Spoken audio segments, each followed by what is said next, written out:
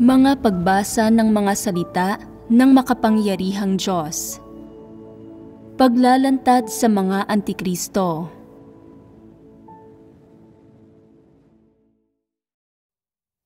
Ika-10 item. Kinamumuhian nila ang katotohanan, hayagang nilalabag ang mga prinsipyo, at binabaliwala ang mga pagsasaayos ng sambahayan ng Diyos. Ika-7 bahagi. Kapag binabasa ng mga Antikristo ang mga salita ng Diyos, ganap na salungat ang kanilang focus at mga layunin sa mga taong naghahangad sa katotohanan. Ang mga naghahangad sa katotohanan, kahit ano pa ang paraan ng pagsasalita ng Diyos, ay interesado lamang sa pag-unawa sa mga layunin ng Diyos, sa mga katotohanang prinsipyo, at sa kung ano ang dapat itaguyod at sundin ng mga tao. Sa kabaligtaran, isinasantabi at binabaliwala ng mga Antikristo ang mga bagay na ito. Tutol pa nga sila sa mga parirala na may kinalaman sa mga bagay na ito, at lihim nilang kinokontra ang mga parirala at terminong may kinalaman sa mga ito. Matapos makamit ang ilang resulta, patuloy nilang mas malalim at mas masusing sinisiyasat ang paraan ng pagsasalita at tono ng Diyos, ang mga detalye ng kanyang intonasyon, ang mga salita na kanyang ginagamit, ni hindi nila pinalalagpas ang mga detalye ng kanyang gramatika at ang karaniwang pagkakaayos ng kanyang mga salita gamit ang paraan na katulad ng dati. Para mapalapit sa kanilang mithiin, lihim na nagdedesisyon ang mga Antikristo sa kanilang puso na siyasatin pa ng mas masusi at mas matindi at malalim ang mga salita ng Diyos. Sinisiyasat ang mga layon at adhikain sa likod ng pananalita ng Diyos. At sinisiyasat din ang paraan ng pagpapahayag ng Diyos, ang tagapagsalitang humaharap sa sangkatauhan at sa buong sansinukob. Walang kapagurang sinisiyasat ng mga Antikristo ang bawat aspekto ng pagsasalita ng Diyos. Tinatangkang gayahin ang pananalita ng Diyos at magmukha silang nagtataglay ng diwa ng Diyos. Nagtataglay ng kung ano ang mayroon ang Diyos at kung ano siya, at nagtataglay ng disposisyon ng Diyos. Tila nangyayari ng napakanatural at maayos ang lahat ng ito. Nagtatrabaho at kumikilos sila para sa kanilang mga mithiin na parang ito ay isang natural na bagay.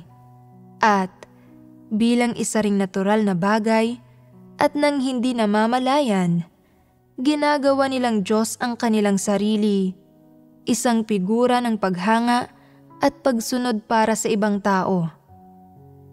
Sinisiyasat nila kung paano inaantig ng mga salita ng Diyos ang puso ng mga tao at inilalantad ang kanilang mga tiwaling disposisyon. Kung paano inilalantad ng mga salita ng Diyos ang iba't ibang kalagayan ng mga tao, at higit pa, kung paano nagkakaepekto ang mga salita ng Diyos sa mga tao. Ano ang layo nila sa pagsisiyasat sa lahat ng ito? Ito ay para pasukin ang puso ng mga tao, maarok ang kanilang mga aktwal na sitwasyon, at para ilihis at kontrolin sila habang lubos na inuunawa ang kanilang mga iniisip. Kapag inilalantad ng mga salita ng Diyos ang mga tiwaling disposisyon ng mga tao at tinatamaan ang kanilang mga kahinaan, iniisip ng mga Antikristo, napakadakila at kamangha-mangha ng mga salitang ito ng paraang ito. Gusto ko ring magsalita ng ganito. Gusto kong gamitin ang ganitong paraan ng pagsasalita at ratuhin ang mga tao sa paraang ito. Sa maraming taon ng kanilang pagbabasa at pagiging pamilyar sa mga salita ng Diyos, lalong itinuturing ng mga Antikristo ang kanilang hinihiling at pagnanais na maging Diyos bilang ang kanilang tanging mithiin sa pananampalataya sa Diyos. Kaya, paano man talakayin ng mga salita ng Diyos ang tungkol sa paghingi sa mga tao na hangarin ang katotohanan at gawin ang mga bagay ayon sa mga prinsipyo, pati na ang lahat ng iba pang realidad ng mga positibong bagay, hindi ito tinatanggap ng mga Antikristo at binabaliwala nila ito. Determinado nilang hinahangad ang kanilang sariling adhikain. Ginagawa ang gusto nila ayon sa kanilang sariling mga motibasyon sa pagkilos, na parang walang iba pang tao ang mahalaga. Walang kahit isang pangungusap ng mga salita ng Diyos na nagpapaantig sa kanilang puso o nagpapabago sa kanilang pananaw sa buhay at sa kanilang filosofiya para sa mga makamundong pakikitungo. Higit pa rito ay wala kahit isang pangungusap, anumang sermon o anumang pagbigkas mula sa Diyos ang nagdudulot na magkaroon sila ng pusong nagsisisi. Anuman ang inilalantad ng mga salita ng Diyos, anumang mga tiwaling disposisyon ng tao ang inilalantad ng mga ito, sinisiyasat lamang ng mga Antikristo ang paraan ng pagsasalita ng Diyos, ang kanyang tono, ang mga epekto na layong makamit ng mga salita ng Diyos sa mga tao, at iba pa. Lahat ng bagay na walang kinalaman sa katotohanan. Kaya, habang lalo pang nakakaharap ng mga Antikristo ang mga salita ng Diyos, lalong tumitindi ang kanilang panloob na pagnanais na maging Diyos. Gaano katindi ang pagnanais na ito? Umaabot ito sa punto na binibigkas pa nila ang mga salita ng Diyos sa kanilang mga panaginip. Madalas na kinakausap ang kanilang sarili at nagsasanay na ipangaral ang mga salita ng Diyos gamit ang kanyang paraan ng pagsasalita at tono. Sa kaibuturan ng kanilang puso, palagi nilang inuulit ang paraan ng pagsasalita at tono ng Diyos na parang sinasapian sila. Gayon ang mga Antikristo. Kahit gaano pa kapartikular, kataimtim o katapat ang mga salita ng Diyos, kahit gaano pa kalaki ang tulong o inspirasyon na ibinibigay nito sa mga tao, nananatiling walang pakialam ang mga Antikristo at binabaliwala nila ang lahat ng ito. Hindi nila pinapahalagahan ang mga salitang ito ng Diyos. Nasaan ang kanilang puso? Nakatutok sila sa kung paano gayahin ang mga salita ng Diyos sa paraang iidolohin sila ng mga tao. Habang mas matindi ang kanilang pagnanais, mas lalo nilang inaasam na marinig ang tinig ng Diyos at magawang unawain ang layon, nais, at mga iniisip sa likod ng bawat pangungusap na sinabi ng Diyos, maging ang kanyang pinakatatagong iniisip. Kapag mas matindi ang mga pagnanais at hangarin ng mga Antikristo, lalo nilang gustong gayahin ang paraan ng pagsasalita ng Diyos at lalo nilang hinahangad na mabilis na baguhin ang kanilang sarili na maging lalo pang katulad ng Diyos sa loob ng maikling panahon, nagtataglay ng paraan ng pagsasalita at tono ng Diyos. Bukod dito, ginagamit pa nga ng ilan ang estilo at asal ng Diyos sa kanilang mga kilos. Nasa gayong kondisyon ang mga Antikristo, namumuhay araw-araw sa ilalim ng mga ideya, layunin at motibong ito. Ano ang ginagawa nila? Pinipilit nila ang kanilang sarili araw-araw na tahakin ang landas ng pagiging Diyos, pagiging Kristo. Naniniwala silang marangal ang landas na ito, na isa itong maliwanag na daan, Kaya, sa mga pagtitipon o mga pagkikita man, paano man ibahagi ng iba ang kanilang pagkaunawa sa mga salita ng Diyos at ang kanilang mga damdamin tungkol sa pagdanas sa mga salita ng Diyos, walang makakaantig sa kanila o makapagpapabago ng kanilang mga mithiin at hinihiling. Lumalakad sila sa landas patungo sa pagiging Kristo, sa pagiging Diyos, na parang sinasapian sila, na parang kinokontrol sila ng isang di nakikitang entidad, na parang may suot silang di nakikitang mga posas. Anong uri ng mentalidad ito? Hindi ba't ubod ng sama ito? Habang binabasa ng mga antikristo ang mga salita ng Diyos, itinuturing nila ang bawat aspekto nito bilang sarili nilang pag-aari. Itinuturing ang mga ito bilang mga kalakal na makapagbibigay sa kanila ng mas higit na pakinabang at ng mas maraming pera. Kapag nabebenta ang mga kalakal na ito, kapag ipinagyayabang nila ang mga bagay na ito, nakakamit nila ang mga pakinabang na nais nila.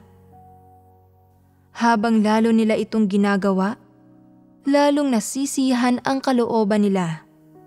Habang lalo nila itong ginagawa, lalong lumalaki at tumitindi ang pagnanais nilang maging Diyos. Anong klaseng saloobin? Anong klaseng sitwasyon ito? Bakit napakatindi ng pagnanais ng mga antikristo na maging Diyos? May nagturo ba sa kanila nito? Sino ang nag-udyok o nagtagubilin sa kanila?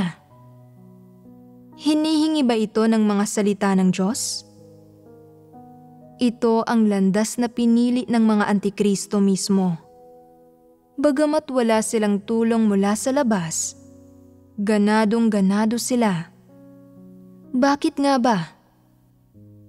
Tinutukoy ito ng kanilang kalikasang diwa. Walang pagod, walang pag-aalinlangan, at walang pagsisising tinatahak ng mga antikristo ang landas na ito nang walang tulong mula sa labas. Kahit paano mo man sila kondinahin, wala itong silbi. Paano mo man sila himayin, hindi nila ito tinatanggap o nauunawaan, para silang sinasapian. Tinutukoy ng kanilang kalikasan ang mga bagay na ito. Sa panlabas, tila hindi mapanlaban o mapanirang puri ang pagtrato ng mga antikristo sa mga salita ng Diyos. Mas nagsisikap sila kaysa sa karaniwang tao. Kung hindi mo alam kung ano ang iniisip nila sa loob-loob nila o ang landas na kanilang sinusunod, kung gayon, batay sa mga panlabas na anyo, ang kanilang pagtrato sa mga salita ng Diyos ay tila puno ng pananabik. Kahit papaano ay pwedeng gamitin ang salitang ito para ilarawan ito. Pero pwede bang makita ang diwa ng isang tao sa kanyang panlabas na anyo lamang? Kaya, saan ito makikita? Kahit na mukhang sabik sila sa mga salita ng Diyos, madalas na binabasa at pinakikinggan ang mga ito, at kinakabisado pa nga ang mga ito, at kahit na hindi sila dapat maikategorya bilang mga antikristo batay sa mga panlabas na kilos na ito, pagdating sa pagsasagawa ng mga salita ng Diyos sa mga totoong sitwasyon, ginagawa ba nila ito? Pagkatapos basahin at kabisaduhin ang mga salita ng Diyos, kapag nahaharap sila sa mga totoong sitwasyon, maaaring banggitin nila minsan ang isang sipi o bigkasin ang ilang pangungusap ng mga salita ng Diyos, nang tumpak pa nga kung minsan. Pero pagkatapos nilang sumipi ng mga salita ng Diyos, pagmasdan ninyo kung ano ang kanilang ginagawa, anong landas ang kanilang tinatahak, at ano ang mga nagiging desisyon nila sa harap ng mga sitwasyon. Kung may kinalaman ito sa kanilang katayuan o isang bagay na maaaring makasira sa kanilang reputasyon o imahe, siguradong hindi sila kikilos ayon sa mga salita ng Diyos. Pinoprotektahan nila ang kanilang sariling imahe at katayuan. Kung may ginawa silang mali, siguradong hindi nila ito aaminin. Sa halip, maghahanap sila ng lahat ng uri ng paraan para pagtakpan ito o iwasan ang issue. Hindi ito binabanggit at ipinapasa pa nga ang sisi sa iba para sa kanilang naging pagkakamali kaysa aminin ang kanilang sariling kasalanan. Pinagsisikapan nila ang pagbabasa ng mga salita ng Diyos at ang pagpoprotekta sa kanilang katayuan. Pero pagdating sa pagsasantabi sa kanilang mga sariling interes at pagtitiis ng pisikal na hirap para isagawa ang katotohanan at kumilos ayon sa mga katotohanang prinsipyo, pagmasdan ninyo kung paano sila nagpapasya. Kung kikilos sila ayon sa mga prinsipyo para protektahan ang mga interes ng sambahayan ng Diyos, kahit sino pa ang masaktan o sumama ang loob, gagawin ba nila ito? Hinding-hindi. Ang protektahan palagi ang kanilang sarili ang una nilang pipiliin. Kahit na alam nila kung sino ang may kasalanan o sino ang gumawa ng kasamaan, hindi nila ito ilalantad. Maaaring lihim pa nga silang magalak sa kanilang puso. Kung may isang tao na maglalantad sa masasamang tao, ipagtatanggol pa nila ang mga ito at gagawa ng mga dahilan. Malinaw na ang mga antikristo ay mga taong nagagalak sa kapahamakan ng iba. Anuman ang sitwasyon na kanilang kinakaharap, pagmasdan ninyo kung ano ang kanilang pinipili at kung anong landas ang kanilang tinatahak.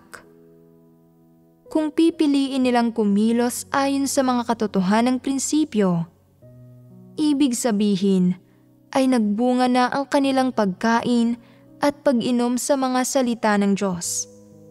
Kung hindi, paano man nila kainin at inumin ang mga salita ng Diyos o gaano man nila ito kabisaduhin, wala itong silbi. Hindi pa rin nila itinuturing ang mga salita ng Diyos bilang ang katotohanan. Bukod pa rito, kilala ba ng mga antikristo ang kanilang sarili? Sinasabi ng ilang tao, pero kinikilala naman ng mga antikristo ang kanilang kayabangan at pagmamatuwid. Sinasabing mga dyablo at mga satanas sila. Sinasabi lang nila ang mga ito, pero ano ang aktwal nilang ginagawa kapag nahaharap sa isang totoong sitwasyon?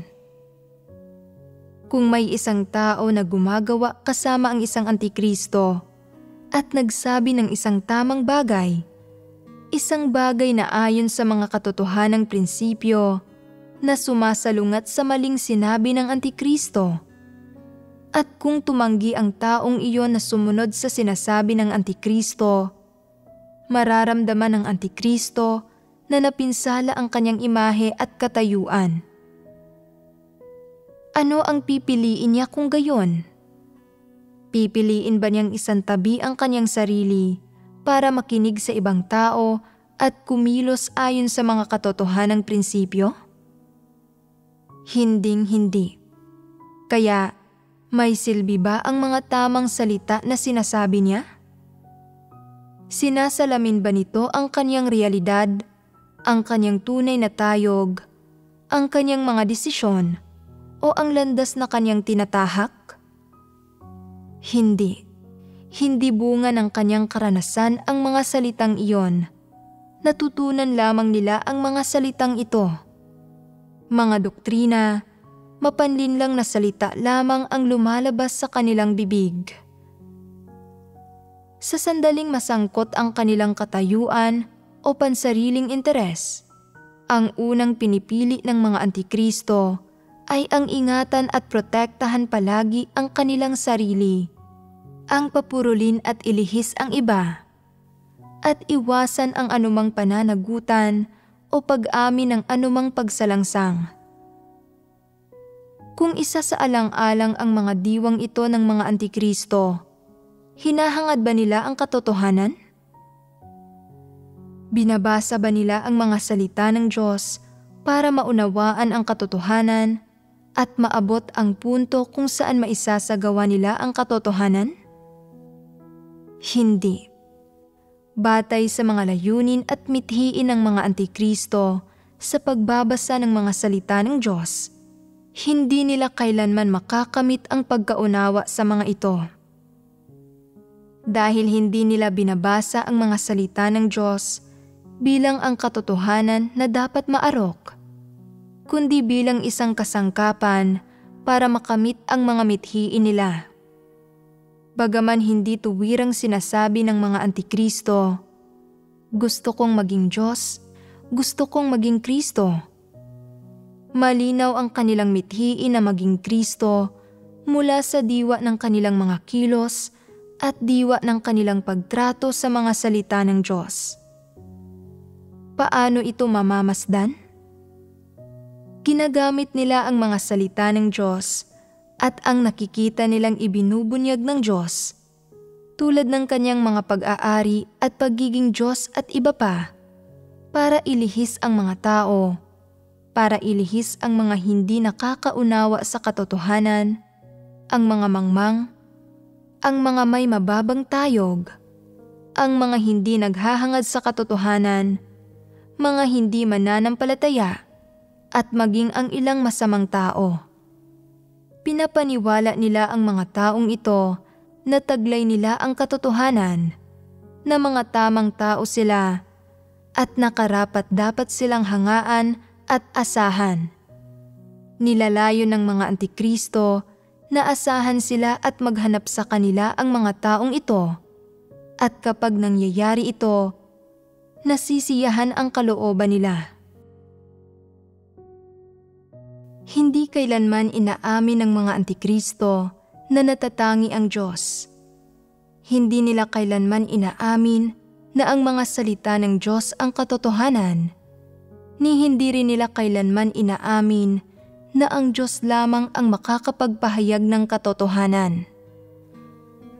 Batay sa kanilang saloobin sa mga salita ng Diyos, sa kanilang pagsisikap sa mga salita ng Diyos, at sa kanilang pagnanais na maging Diyos, na maging Kristo, naniniwala ang mga Antikristo na madali para sa isang tao na maging Diyos, na isang bagay ito na maaaring makamit ng mga tao. Sinasabi nila, tinatawag na Kristo ang Diyos na nagkatawang tao dahil lamang nakakapagsalita siya ng kaunting salita ng Diyos. Hindi ba?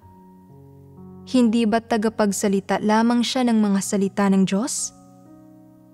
Hindi ba tungkol lamang ito sa pagkakaroon ng maraming tao na sumusunod sa Kanya? Kaya, kung may gayon ding katayuan at reputasyon sa mga tao ang isang tao, kung iniidolo at tinitingala rin sila ng gayon kadaming tao, hindi ba't pwede rin nilang tamasahin ang pagtrato bilang Kristo, ang pagtrato bilang Diyos? Para matamasa ang pagtrato bilang Kristo, para matamasa ang pagtrato bilang mayroong pagkakakilanlan at diwa ng Diyos, hindi ba't ginagawa nitong Diyos ang isang tao? Ano ang napakahirap doon? Kaya, likas ang pagnanais ng mga Antikristo na maging Diyos. Pareho silang may ambisyon at diwa ni Satanas. Dahil nga mga Antikristo sila at nagtataglay ng diwa ng mga Antikristo, kaya ipinapakita nila ang mga reaksyong ito sa mga salita ng Diyos. Para sa mga Antikristo, ang nagpapasaya sa kanila ay na ang Diyos ay nagkatawang tao. Pwedeng marinig ng mga tao ang kanyang mga salita at kasabay nito, pwede siyang makita ng mga tao. Isa siyang ordinaryong tao na pwedeng mahawakan at makita. At dahil nga nakapagsasalita ng napakarami ang ordinaryo, di mahalaga at di kapansin-pansing taong ito at natatawag na Diyos. Kaya nakikita ng mga Antikristo na dumating na sa wakas ang kanilang pagkakataon na maging Diyos. Kung hindi nagsalita ang ordinaryong taong ito, iisipin ng mga Antikristo na napakaliit ng kanilang pag-asa na maging Diyos o Kristo. Pero dahil nga nagsalita ng mga salita ng Diyos at gumawa ng gawain ng Diyos ang ordinaryong taong ito, kumakatawan sa Diyos upang iligtas ang mga tao. Nakikita ito ng mga Antikristo bilang kanilang pagkakataon, bilang isang pagkakataon na dapat samantalahin, na nagbibigay sa kanila ng higit pang palatandaan para gayahin ang pagsasalita ng Diyos, ang kanyang tono at paraan ng pagsasalita, at maging ang kanyang disposisyon, unti-unting ginagawang mas katulad sila ng Diyos, mas katulad ni Kristo. Kaya, sa kaibuturan ng puso ng mga Antikristo, nararamdaman nila na lalo silang nagiging katulad ng Diyos, na lalo nilang nagiging kahawig ang Diyos. Labis silang naiinggit sa isang Diyos na nirerespeto, sinusundan, at inaasahan sa lahat ng bagay. Isang Diyos na hinahanap at tinitingala ng mga tao sa lahat ng bagay. Kinaiinggitan nila ang pagkakakilanlan at personal na halaga ni Kristo. Ano ang iniisip ng mga Antikristo sa kanilang puso? Hindi ba't madilim at buktot ang kaibuturan ng kanilang puso?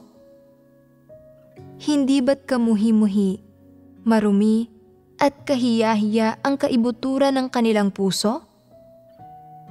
Talagang kasuklam-suklam sila. Sinasabi ng ilang tao, "Nakinig kami sa iyong pagsasalita tungkol sa mga Antikristo. Pero bakit hindi pa kami nakakakita ng gayong tao? Kwento-kwento lang ba ang sinasabi mo? Tinatalakay mo ba ang mga bagay na malayo sa katotohanan? Sa palagay ba ninyo ay may mga gayong tao? Ilan na ang inyong nakilala? Isa ba kayo sa kanila?" Ipinapakita rin namin ang mga kalagayang ito at ibinubunyag ang mga gayong aspekto.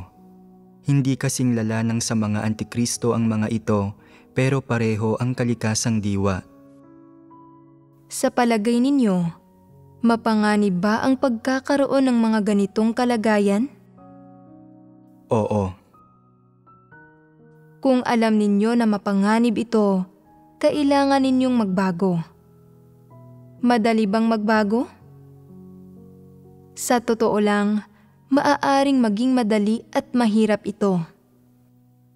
Kung tatanggapin mo ang mga salita ng Diyos bilang ang katotohanan na dapat sundin, gaya lamang ng sinabi ng Panginoong Hesus, ang magiging pananalita ninyo ay, oo, oo, hindi, hindi.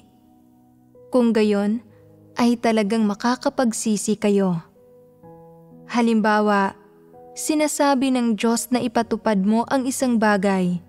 Sinasabi niya, "Pagkatapos mong kumain, dilaan mo ang mangkok hanggang sa magmukha itong nahugasan. Ito ay para makatipid sa pagkain at maging malinis." Simple ba ang mga tagubiling ito? Madali bang ipatupad ang mga ito? Kung gumawa ang Diyos ng ganitong kahilingan, ng ilang pangungusap lamang na ito, nang hindi tinatalakay ang mga suliranin ng mga tao o ang kanilang mga kalagayan, o tinatalakay ang mga tiwaling disposisyon at hindi pinag-iiba ang iba't ibang sitwasyon, paano mo ipatutupad at isasagawa ang isang bagay na ito? Para sa iyo, mga salita ng Diyos ang mga pangungusap na ito. Ang mga ito ang katotohanan at isang bagay ito na dapat mong sundin. Ang dapat mong gawin ay sumunod sa hinihingi ng Diyos araw-araw sa tuwing pagkatapos kumain. Kung gayon, ay sinusunod mo ang daan ng Diyos. Itinuturing ang mga salita ng Diyos bilang ang katotohanan, bilang dapat mong sundin. Nagiging isang tao kang nagsasagawa ng mga salita ng Diyos. At sa pinakasimpleng bagay na ito, naiwaksi mo na ang disposisyon ng isang antikristo. O kaya naman, pagkatapos mong marinig ang mga salitang ito, maaaring sumang-ayon ka at matandaan mo ang mga ito. Pero pagkatapos mong kumain, kapag nakakita ka ng ilang butil ng bigas sa mangkok, iniisip mo, abala ako sa ibang bagay, at iiwan na lamang ang mangkok ng ganoon. At sa susunod na pagkain, ganoon ulit ang gagawin mo. Tinatandaan mo ang mga tagubiling ito mula sa Diyos, pero walang eksaktong araw kung kailan mo talaga isasagawa ang mga ito. Sa paglipas ng panahon, nakalimutan mo ang mga salitang ito. Kaya, bukod sa hindi mo na isagawa ang mga ito, binaliwala mo rin ang mga salita ng Diyos.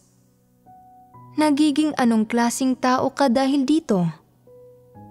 Kung hindi mo ipapatupad ang mga salitang ito, isa ka bang taong makakasunod sa daan ng Diyos kapag narinig mo ang kanyang mga salita?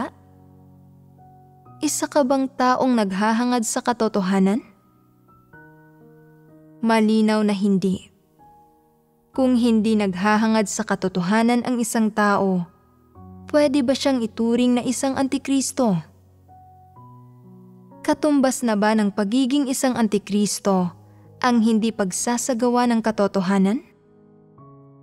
Hindi.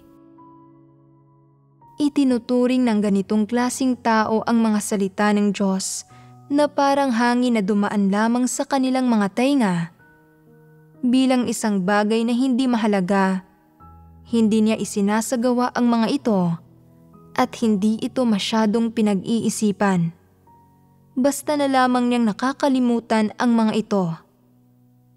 Hindi ito isang antikristo.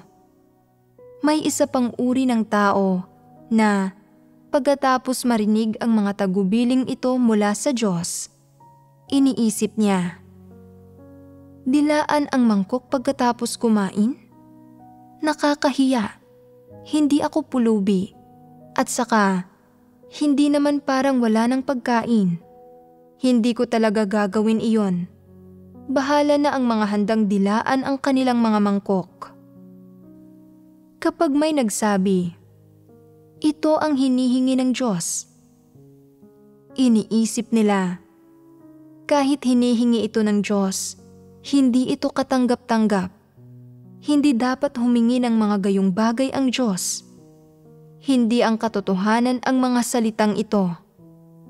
Nagsasabi rin ang Diyos ng mga bagay na hindi kapansin-pansin, walang lohika at hindi masyadong dakila. Hindi lahat ng kahilingan ng Diyos sa mga tao ay talagang ang katotohanan. Para sa akin, parang hindi naman ang katotohanan ang partikular na kahilingang ito. Sinabi ng Panginoong Hesus, sino mang gumagawa ng kalooban ng aking Ama na nasa langit, ay siyang aking kapatid na lalaki at aking kapatid na babae at ina. Katotohanan ang mga ganitong salita. Pagiging malinis ba ang pagdila sa mangkok? Sapat na ang hugasan na lang ito ng diretsyo. Bakit kailangang padilaan sa amin ang mga mangkok? Hindi tumutugma ang kahilingang ito sa aking mga kuro-kuro o imahinasyon. Hindi ito katanggap-tanggap saan man. Papadilaan sa akin ang mangkok, hindi mangyayari iyan. Ganyan ba ang kahulugan ng kalinisan? Hinuhugasan ko ang mangkok ko gamit ang tubig. Gamit ang pangdesinfekta. Iyan ang kalinisan para sa akin. Pagkatapos marinig ang mga salitang ito, may sariling mga isipin at panloob na pagtutol ang ganitong uri ng tao. Nanunuya pa nga sila at naninirang puri. Dahil galing sa Diyos ang mga salitang ito, hindi sila naglalakas loob na husgahan ang mga ito ng lantaran. Pero hindi ibig sabihin ito na wala silang mga opinyon o mga kuro-kuro tungkol dito. Saan napapamalas ang kanilang mga opinyon at kuro-kuro? Hindi nila tinatanggap o isinasagawa ang mga salitang ito. Mayroon silang sariling mga kaisipan tungkol dito at kaya nilang husgahan ito at bumuo ng mga kuro-kuro tungkol dito. Kaya kapag natapos na silang kumain at nakita nilang may ilang tao na dinidilaan ang kanilang mangkok, hindi nila ito ginagawa. Nagkikimkim pa nga sila ng pagkamuhi sa kanilang puso para sa mga nagsasagawa ayon sa mga salita ng Diyos. Ang kanilang panlabas na anyo ay kadalasang nagbubunyag ng panunuya at panghahamak at maging ng saloobin ng pagnanais na itama ang pag-uugali ng iba. Hindi lamang sila hindi kumikilos ayon sa sinasabi ng Diyos, kundi kumikilos pa sila ng taliwas dito, kumikilos ng salungat sa sinasabi ng Diyos. Ginagamit nila ang kanilang mga kilos upang itatwa ang mga kahilingan ng Diyos, para labanan ang sinabi ng Diyos, at nagsusumikap din silang makakuha ng mas maraming pansin sa pamamagitan ng kanilang mga kilos. Kinukumbinsi ang mas maraming tao na hindi tama ang sinasabi ng Diyos at na ang paraan lamang nila ang tama. Inaakay ang mas maraming tao na labanan at kondinahin ang mga salita ng Diyos. Sadyang hindi sila kumikilos ayon sa tagubili ng Diyos. Tuwing pagkatapos kumain, hindi lamang nila hinuhugasan ng tubig ang kanilang mangkok, kundi hinuhugasan pa ito ng paulit-ulit gamit ang pangdisempekta at sabon, at pagkatapos ay iniesterilisa pa ito sa disinfection cabinet. Habang ginagawa nila ito, hindi rin sinasadya na nakakapagsabi sila ng ilang pahayag. Sinasabi sa lahat. Sa totoo lang, hindi nakakapatay ng mga mikrobyo ang pagdila at maging ang paghuhugas gamit ang tubig. Tanging sa paggamit ng pangdisempekta, kasama ang mataas na temperatura, ito pwedeng maesterilisa. Iyon ang pagiging malinis. Bukod sa tinatanggihan nila ang sinasabi ng Diyos o hindi sila nagsasagawa ayon sa tagubili ng Diyos, ginagamit din nila ang kanilang sariling mga salita at gawa para labanan, kondinahin, at husgahan ang hinihingi ng Diyos. Ang mas matindi pa, ginagamit nila ang ilang opinyon na sa tingin nila ay tama para himukin at ilihis ang mas maraming tao na sumama sa kanila sa pagkondina, paglaban at paghusga sa mga hinihingi ng Diyos. Anong papel ang ginagampanan nila rito? Hindi ito upang akayin ang mas maraming tao na makinig sa mga salita ng Diyos at magpasakop ng walang kondisyon sa Diyos, ni upang lutasin ang mga kuro-kuro ng mga tao kapag lumitaw ang mga ito, ni upang lutasin ang mga kontradiksyon sa pagitan ng mga tao at ng Diyos o ang mga tiwaling disposisyon ng mga tao kapag lumitaw ang mga gayong kontradiksyon. Sa halip, hinihikayat at nililihis nila ang mas maraming tao para husgahan ang Diyos. Hinihikayat ang mga ito na sumali sa pagsusuri at pagsisiyasat sa katumpakan ng mga salita ng Diyos.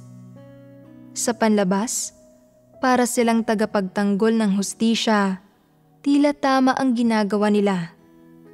Pero nararapat ba ang tamang asal na ito sa isang taong sumusunod sa Diyos? Ito ba ang pagpapahalaga ng tao sa hustisya? Kung ganoon, Ano ba mismo ang diwa ng ganitong uri ng tao sa likod ng kanilang pag-uugali?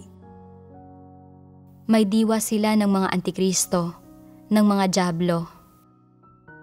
Bukod sa nabibigo ang mga individual na ito na ituring ang mga salita ng Diyos bilang ang katotohanan, ang mas kahiyahiya ay kaya nilang magbalat kayo bilang mga espiritual na tao. Madalas na ginagamit ang mga salita ng Diyos para tagubilinan ang iba. Sa gayon ay pinapaganda ang kanilang sarili at nakakakuha ng paghanga.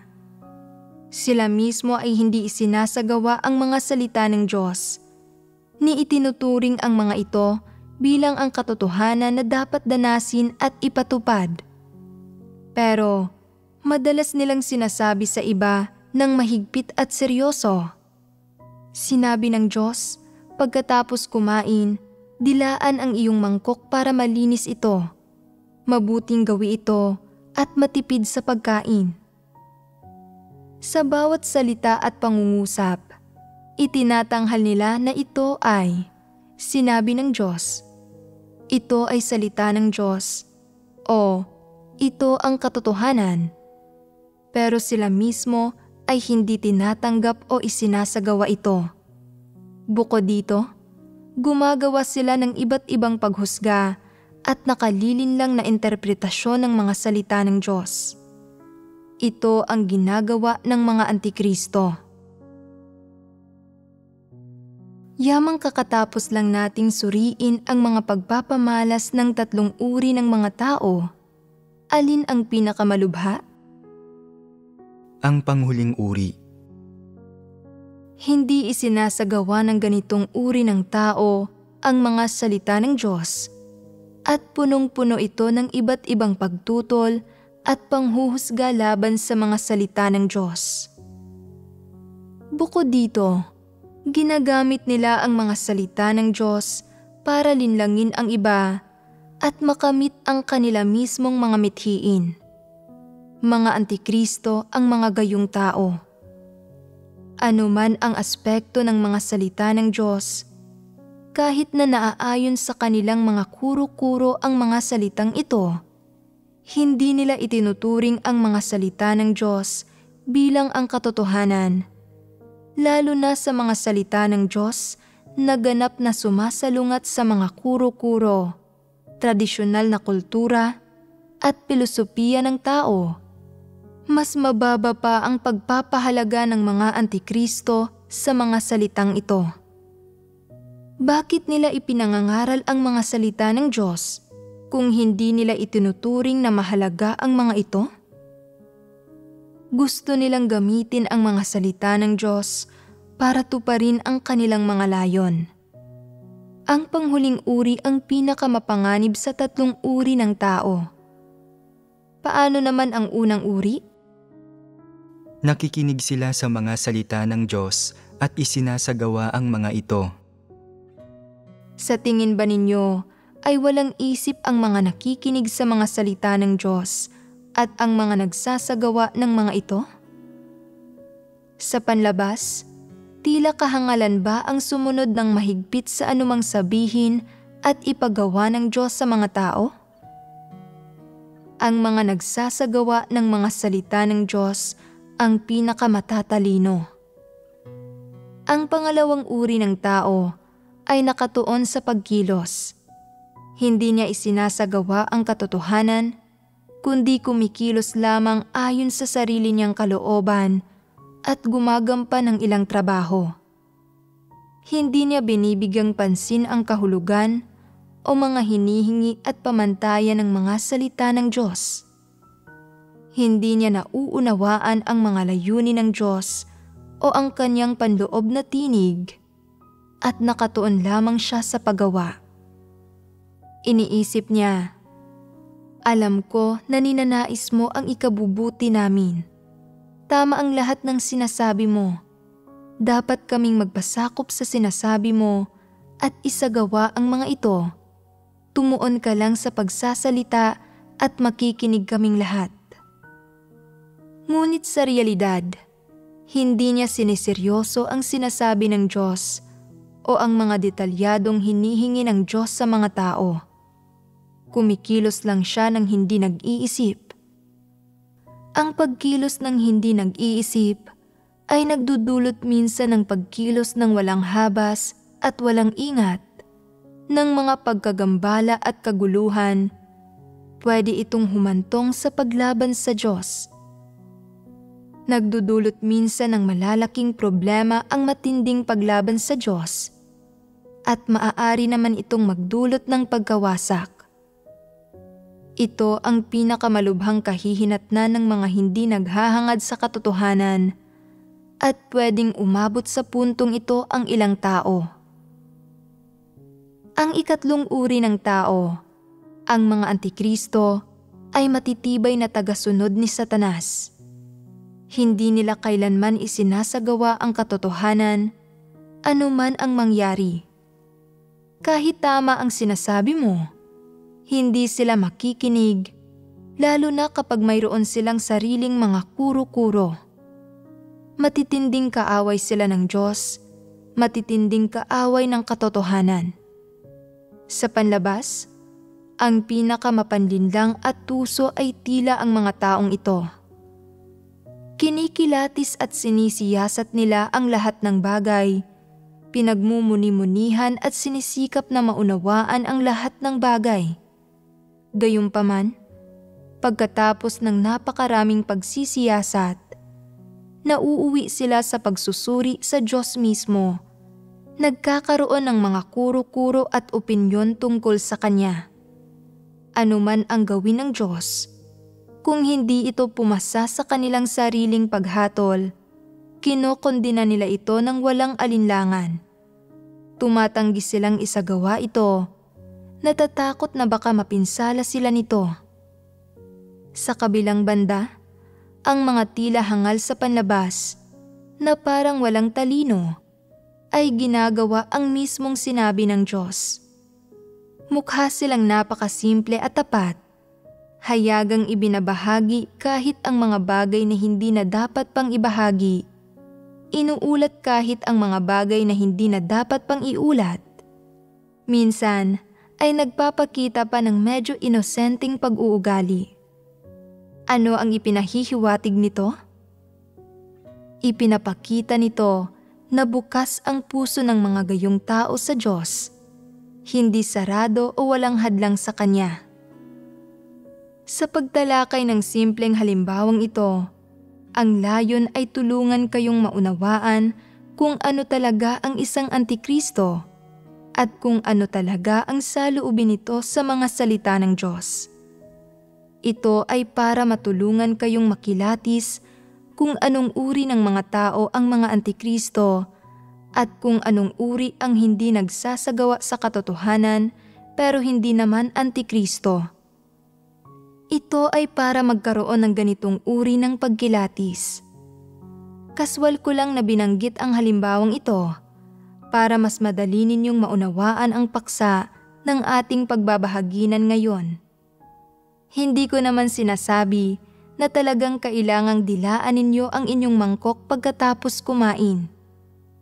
Hindi ko rin tinukoy na katumbas ng kalinisan o hindi pagsasayang ng pagkain ang pagdila sa mangkok.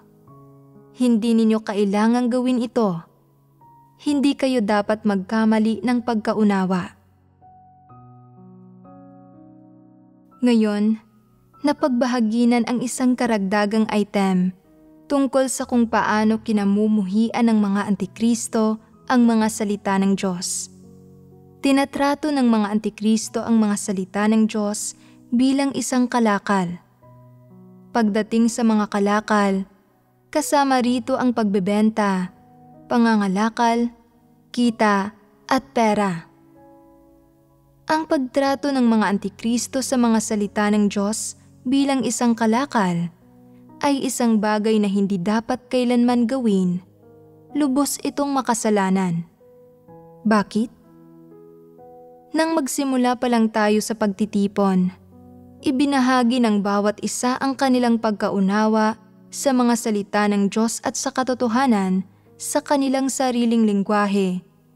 Nagbubuod gamit ang pinakamadadaling termino. Sa kabuuan, ang mga salita ng Diyos ang katotohanan. Para sa sangkatauhan, napakahalaga ng katotohanan. Pwedeng maging buhay ng tao ang katotohanan. Kaya nitong iligtas ang mga tao at ibalik sila mula sa kamatayan at bigyang kakayahan ang tao na maging isang karapat-dapat na nilikha. Ang halaga ng katotohanan sa sangkatauhan ay hindi kayang masukat sa mga salita, materyal na bagay o pera. Nararapat itong pahalagahan at ingatan at nararapat na maging gabay, direksyon at mithiin para sa mga kilos, asal, buhay at buong pag-iral ng isang tao. Dapat makamit ng mga tao ang landas ng pagsasagawa mula sa katotohanan, pati na rin ang landas ng pagkatakot sa Diyos at pag-iwas sa kasamaan, bukod sa iba pa. Para sa mga tao, ang katotohanan ay katumbas ng buhay mismo. Walang materyal na bagay o kayamanan ang maihahambing sa katotohanan. Sa materyal na mundong ito, o sa buong sansinukob, walang anumang bagay na karapat-dapat na ikumpara sa katotohanan, ni wala ring anumang bagay na maaaring itumbas dito. Mula rito, malinaw na para sa sangkatauhan na nangangailangan ng kaligtasan, ang katotohanan ay isang napakahalagang yaman at wala itong katumbas na halaga. Gayunpaman, nakakapagtaka na may mga individual na itinuturing ang isang bagay na walang katumbas na halaga bilang isang kalakal na ibinebenta at ipinagpapalit para sa kita. Pwede bang ituring na mga dyablo, mga satanas ang mga gayong individual? Oo naman. Sa espiritual na mundo, mga demonyo at si Satanas ang mga gayong individual. Sa mga tao, mga antikristo sila. Kakatapos lang natin pagbahaginan ang ilan sa mga pagpapamalas kung paano tinatrato ng mga antikristo ang mga salita ng Diyos bilang mga kalakal na ipinagbibili para sa mga personal na pakinabang. Siyempre, sinasabi ito sa isang partikular na kahulugan at hindi ganap na tumutugma sa literal na kahulugan. Hindi agad na makikita na itinuturing nila ang mga salita ng Diyos bilang mga kalakal na ipinagbibili. Gayunpaman, sa katunayan, batay sa kanilang pag-uugali, pamamaraan at maging sa kanilang diwa, kanila nang itinuturing o tiyak na itinuturing ang mga salita ng Diyos bilang mga kalakal, bilang isang materyal na bagay na aariin. Kapag nasa kanilang pag-aari na, itinuturing nila ang mga salita ng Diyos bilang isang item sa kanilang maliit na tindahan. Ibinebenta ito sa tamang pagkakataon sa sino mang nangangailangan nito at nakikinabang mula rito. Anong mga pakinabang ang nakakamit ng mga antikristo mula rito? Kasama rito ang kanilang reputasyon, ang mataas na pagtingin at pag-iidolo ng iba, mga tingin ng paghanga sa kanila, at ang proteksyon na ibinibigay ng iba, tulad ng proteksyon sa kanilang katayuan at imahe. Kahit kapag tinanggal at itiniwalag sila, may mga taong magsasalita para sa kanila at magtatanggol sa kanila. Ito ang mga pakinabang na nakukuha ng mga antikristo mula sa mga salita ng Diyos. Ang mga pakinabang na ito ang mismong ninanais at hinahangad ng mga antikristo, ang matagal na nilang pinagplanuhan sa kanilang puso. Ito ang diwa ng mga antikristo.